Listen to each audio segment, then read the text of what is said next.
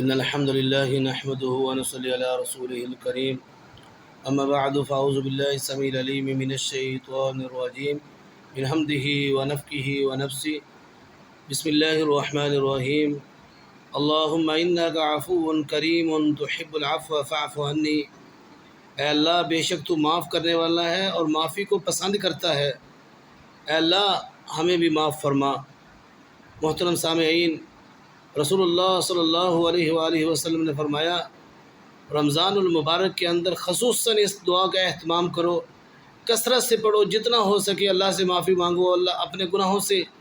اپنے گناہوں کی اللہ سے توبہ استغفار کر لو۔ وقت ہے، اب بھی وقت ہے، ابھی رمضان گزرا نہیں، آج رمضان المبارک کا 11واں روزہ ہے،